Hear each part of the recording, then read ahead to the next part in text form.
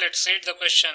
Question says that consider the function f of x is equal to 1 minus x when x varies from 0 to 1, x plus 2 when x varies from 1 to 2, and 4 minus x when x varies from 2 to 4. Let limit extends to 1 f of x is equal to L and limit extends to 2 f of x is equal to M. Then which one of the following hold good?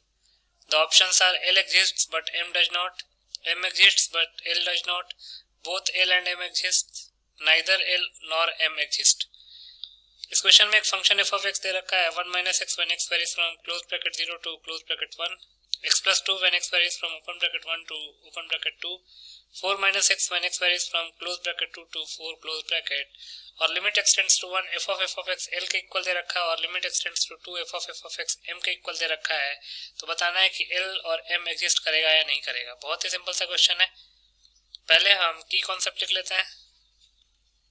की concept, तो limit x tends to a f of x exists if limit extends to a minus f of x will be equal to limit extends to a plus f of x। ये limit को exist करने का एक बहुत necessary सा condition होता है। इसी की कॉन्सेप्ट को यूज करके इस क्वेश्चन को सॉल्व कर लेते हैं। तो given that f of x क्या दे रखा है 1 minus x when x varies from 0 to 1, x plus 2 when x varies from 1 to 2, 4 minus x when x varies from 2 to 4। तो चूंकि f of x का लिमिट निकालना है तो पहले f of x निकाल लेते हैं। तो लिख सकते हैं therefore f of x will be equal to, पहला क्या हो जाएगा 1 minus x की जगह पे f of x पुट करना है तो ये हो जाएगा 0 less than equal to f of x less than equal to 1, then f of x plus 2 when f of x varies from 1 to 2। यहाँ पे 1 पे इक्वल टू नहीं आएगा, इसको करेक्ट कर लेंगे, ये बस लेस देन है। Then 4 minus f of x when f of x lies between 2 to 4। अब पहले L की वैल्यू निकालते हैं। L क्या दे रखा है limit x tends to 1 f of x, limit x tends to 1 f of x। यहाँ पे f of x पे लिख लेते हैं। f of x क्या है 1 minus x when x varies from 0 to 1, x plus 2 when x varies from 1 to 2, and 4 minus x when x varies from 2 to 4। ये तो गिवन ही है।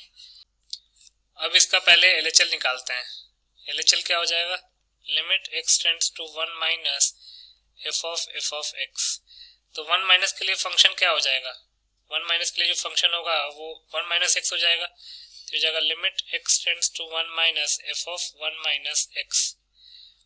अब x की value put where h tends to 0, तो ये हो जाएगा limit h tends to 0 f of 1 minus 1 minus h, 1 से 1 कैंसिल आउट हो जाएगा तो हो जाएगा limit h tends to 0 f of h।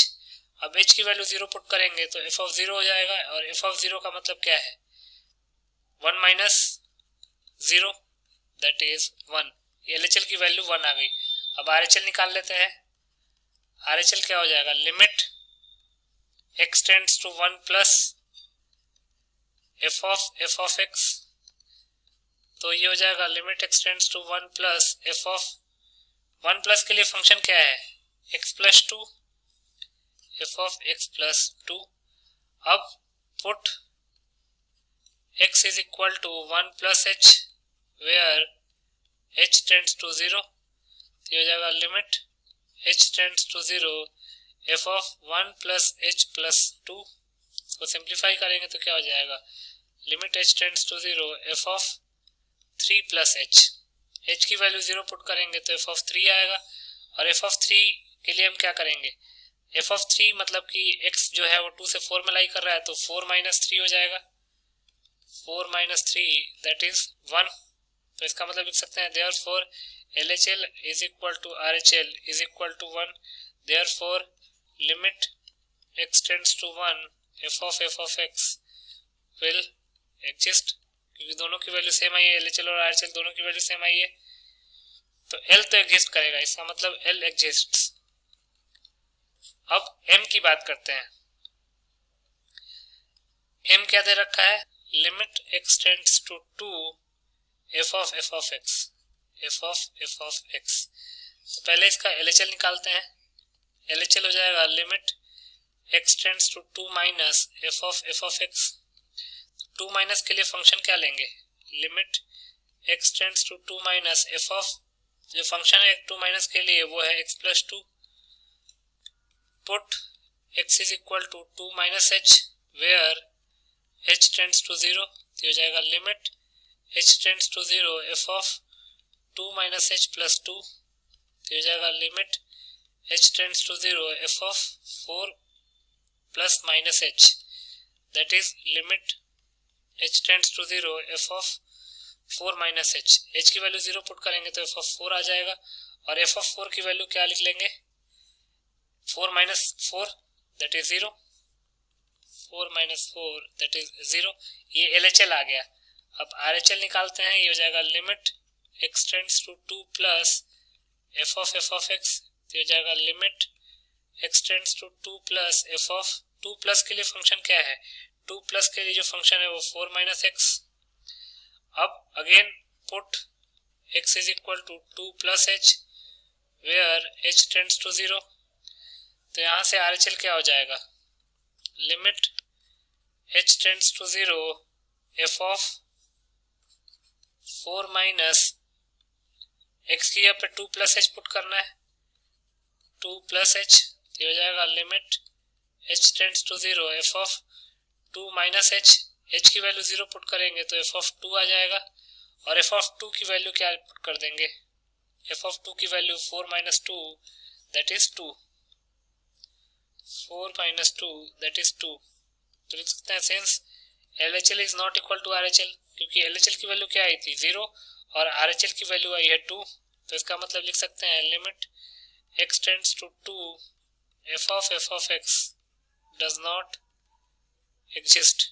इसका मतलब m डज नॉट एग्जिस्ट, तो m एग्जिस्ट नहीं करेगा, तो यहाँ से हम क्या लिख सकते हैं, hence L exists but M does not exist।